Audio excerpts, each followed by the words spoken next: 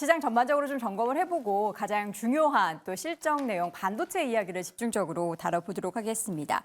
오늘은 어떤가 모르겠습니다. 지금 시장이 장 초반 대비해서 좀 밀려가는 모습들이 보이고 있는데 코스피가 좀 파란불로 변했네요. 코스피 시가총액 상위 종목들 삼성전자, SK하이닉스도 밀리고 현대차, 기아차 이렇게 굵직한 종목들이 밀리자 약보합권으로 내려앉았는데 어떻게 지난주와는 좀 분위기가 다른가요?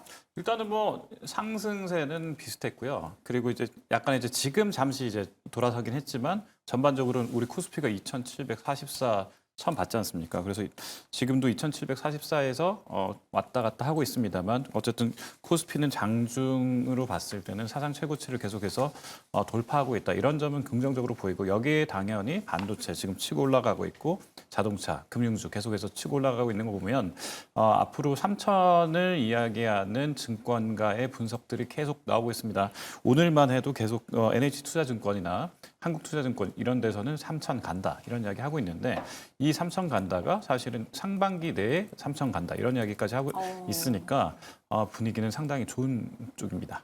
저도 그 기사 어저께 헤드라인을 보고 기분이 반반이더라고요. 당연히 이제 2,700을 넘어선 지수니까 당연히 3,000 가고 이전에 기록했었던 3,300도 훌쩍 넘었으면 좋겠는데 이렇게 언론사들의 헤드라인에 3,000이라는 숫자가 이렇게 막 보이면 요게 또 단기 고점이 아닐까. 그죠, 그럴 수 있죠. 이런 생각이 많이 들어가지고. 저도 비슷한 생각이 좀 들었는데, 근데 합니다. 그죠. 근데 이번에는 뭐 삼성전자가 굉장히 오랜만에 지난주에 주봉 기준으로 10%가 올랐습니다. 네. 이렇게 강세를 보였었던 경우에는 이번 주에는 좀 조정을 받는다라고 하더라도 추세적으로 우상향을 이어갈 가능성이 굉장히 높죠. 네. 그리고 올해 우리나라 시장이 강하게 올라가지 못했었던 여러 가지 이유 중에서 계속해서 부각됐었던 것이 삼성전자가 약하다 이 내용이었는데 이번에 삼성전자가 좀 힘을 받아준다라고 한다면 저는 3,000포인트 갈 수 있지 않을까라고 생각을 하고 있습니다. 그리고 지금 삼성전자에 대해서 지난주부터 뭐 엔비디아 발수회도 있었고요. 뭐 젠슨황의 코멘트도 있었는데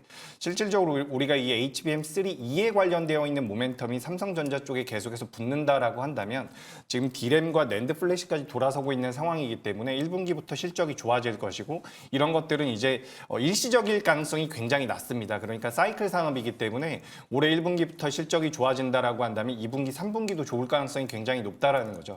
그렇기 때문에 뭐 우리나라 시장이 굉장히 오랫동안 소외되지 않았습니까? 그렇기 때문에 저는 우리 시장 잘 움직일 수 있다라고 보고 있으니까 네. 이 부분 참고하시면 될 것 같습니다. 네.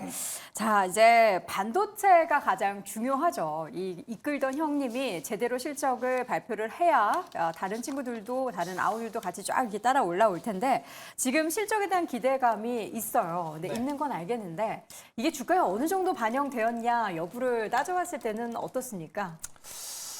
좀 가장 어려운 질문 중에 하나이지 않나 네. 싶은데 얼마나 적용됐는지는 잘 모르겠지만 앞으로 적용될 것은 많을 것 같다가 제 생각입니다. 그래서 사실 이제 뭐 여러 방송에서도 이제 8만 전작을 그렇게 좀 강조를 하시는데 네. 8만 전자가 저는 크게 의미가 없다라고 봅니다. 지금은 어차피 돌파할 거기 때문에 그렇죠. 네, 그렇게 보고 있고요. 그다음에 이제 중요한 건 이거죠. 4월 초에 발표될 삼성전자의 잠정 실적이 얼마나 시장의 또 기대에 부합하는지 뭐 이런 것도 있잖아요. 오히려 더 예상치로 높게 나와 버리면은 이제 더 세지는 거고요. 그러니까 마이크론 테크놀로지를 바탕으로 생성이 된 이 실적에 대한 굉장히 큰 기대치를 어떻게 좀 채워주느냐가 결국은 핵심일 것 같고요. 거기서 방향성만 잡아준다면 네. 보다 더 지수는 뭐 2,800뿐만 아니라 그 이상도 사실 노려볼 수 있겠죠. 왜냐하면 수급의 주체 자체가 뭐 저 PBR이랑 뭐 AI 반도체 쪽이기 때문에요. 그래서 특히나 최근에는 뭐 최근에 수급은 다들 아시겠지만 뭐 3조 뭐 이상 외국인 3조 이상 그리고 기관 같은 경우도 조 단위로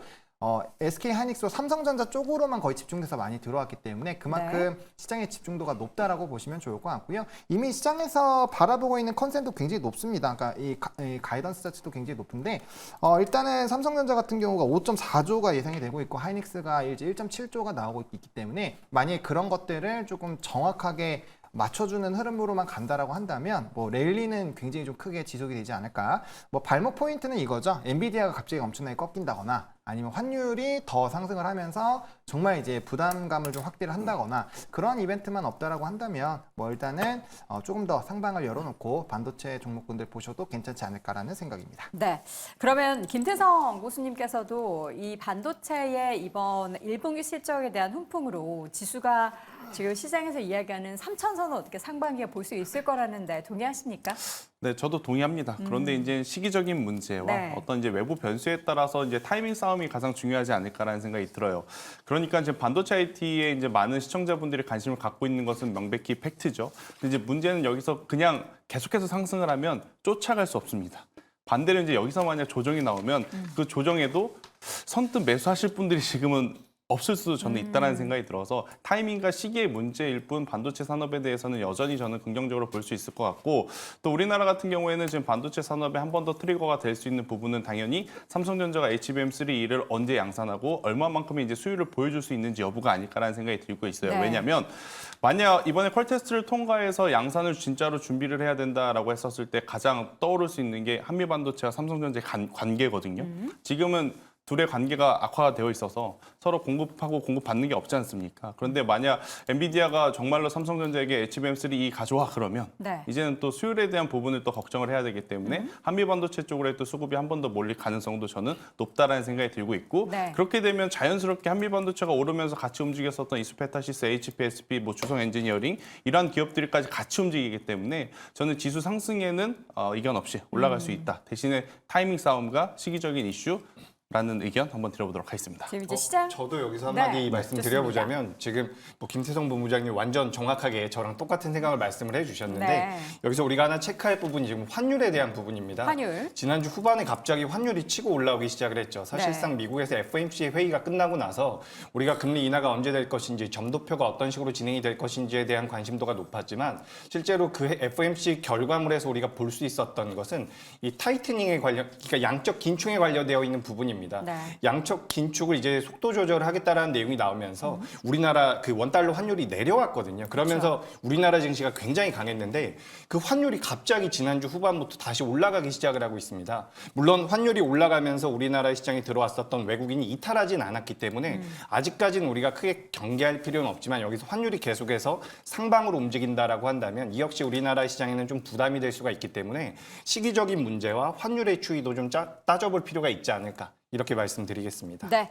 자, 이번 주에는 또 주요 관련한 지표들도 줄줄이 좀 예정이 되어 있습니다. 미국의 작년도 4분기 경제 성장률 그리고 우리나라 2월 산업활동 동향도 확인해 볼 수 있는데 어떻게 좀 전망이 나오고 있을까요? 일단은 뭐 뉴욕 증시가 미국의 이제 2월 개인 소비 지출, 그러니까 PCE 발표를 앞두고 있고요. PCE에서 이 물가 소비 지출 이런 쪽이 얼마나 나올 것이냐에 따라서 많은 분들이 이제 주가나 증시에 영향을 끼칠 것이다 이런 거 볼 것 같고요. 4분기 국내 총생산 그러니까 GDP, 미국 GDP의 최종치, 또 FED 그러니까 연준의 발언 이런 것들이 계속 예정돼 있습니다. 한국에서는 지금 내일이죠 26일에 기재부에서 2025년도 예산안 편성 그리고 기금 운용 계획안 준비돼 있고요. 29일 그러니까 금요일입니다.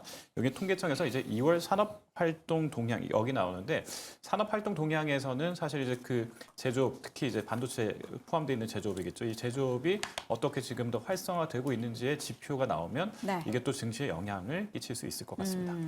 자, 경제 지표 향방.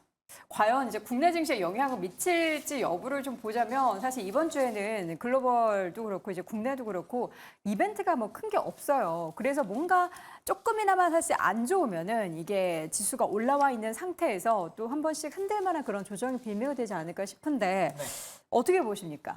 일단은 금요일에죠. 이제 PC? PC가 있고 그다음에 또 금요일장이 아마 좀 많은 그 시장들이 휴장을 하는 걸로 그렇죠. 알고 있거든요. 부활절.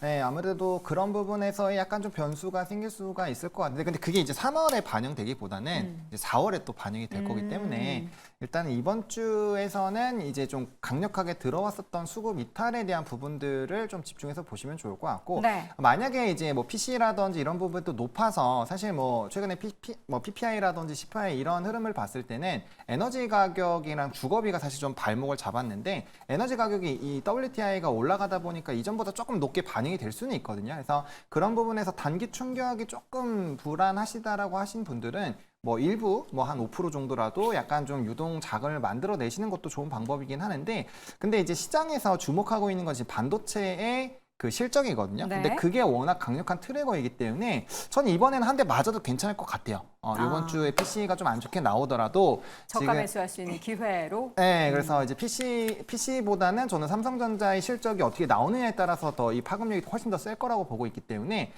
그런 이슈적인 강함으로 봤을 때 굳이 지금 이 부분에서 너무 이렇게 겁먹을 필요는 없다. 그래서 홀딩하고 오히려 만약에 거기서 좀 박살난다고 한다면 단기적으로 일부 조금의 비중을 확대를 하는 것도 좋은 방법이 될 수 있지 않을까. 대신에 그 부분은 실적 발표 이후에 물량을 다시 좀 정리해줘야겠죠. 그런 식으로 좀 자금의 운용을 조금 더 이제 넓게 보셔도 지금 상황에서는 나쁘지 않을 정도로 반도체 실적이 어쨌든 기대가 된다라고 말씀을 드리겠습니다. 지금 시장의 심리적인 부분을 느꼈을 때 김태성 교수님은 어떤지 궁금합니다. 이제 여러 가지 악재들이 터져 나와도 결국에는 반도체 그리고 지금보다 향후 2분기 그리고 하반기에 더 좋아질 거라고 생각을 한다면 쉽게 안 털릴 것 같거든요.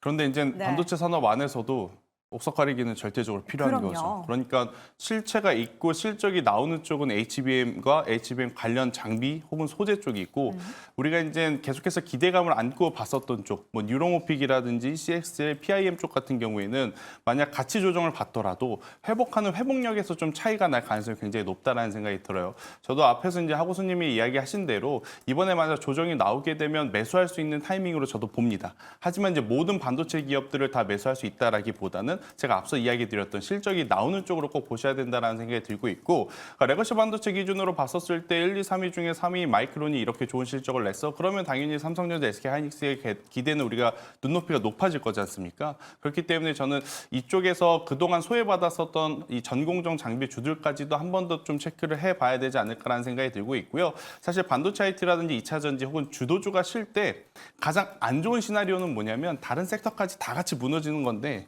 오늘 보면 반도체 투톱 쉬어갑니다. 하지만 이제 그 수급이 다른 섹터와 다른 개별 종목으로 지금 원활하게 돌아가고 있는 상황이라서 저는 굳이 조정이 나온다 하더라도 너무 크게 걱정할 필요는 없고 네. 대신에 이제 지금의 마음, 조정이 나오면 산다라는 마음을 실제로 조정이 나왔을 때 이행할 수 있을 것인지 말지 이 부분을 고민해야 돼요. 왜냐하면 그쵸. 조정이 나올 때 이렇죠. 그러니까 조정이 나오기 전날에는 조정 나오면 산다. 아, 네, 근데 진짜 조정이 이가격만 나오면 오면 산다. 조정이 나오면 사도 돼요? 더 빠지려나? 더 빠질 것 같은데 이런 또 투자 심리가 나올 수밖에 없는 지금 반도체이기 때문에 그렇죠.